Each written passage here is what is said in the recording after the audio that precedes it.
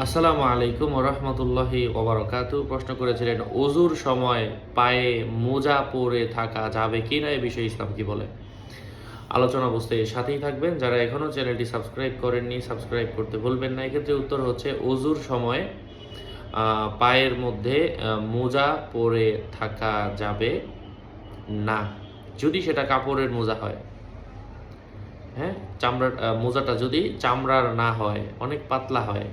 আবার যদি এমন হয় চামড়ার, তবে অনেক নরম, যেটা সোজা দাঁড়িয়ে থাকতে পারে না, মোজা নিজে নিজে দাঁড়িয়ে থাকতে পারে না, মানে এটা হচ্ছে নরম মোজা, তো এটা দিয়ে তো হচ্ছে না। যেটা একবারে শক্ত, হ্যাঁ, এটা ধরে রাখা ছাড়া মোজাটা স্ট্রেট দাঁড়িয়ে থাকে, হ্যাঁ, অথবা ওখানে পানি পৌঁছায় না, কোনো ছিঁড়া নাই, হ্যাঁ, তো সব দিক মিলিয়ে মোজাটা যদি অনেক শক্ত হয়, হ্যাঁ, মানে মোটা হয় আর কি, আবার চামড়ার হয়, বাঁধলে খুলে পড়ে না, মানে টাইটভাবে লেগে থাকে, এমন মোজা হলে ওই মোজার উপর যারা নিজের বাড়িতে থাকেন মুকিম আর কি, এরা 24 ঘন্টা, এক রাত একদিন মাসে করতে পারবেন।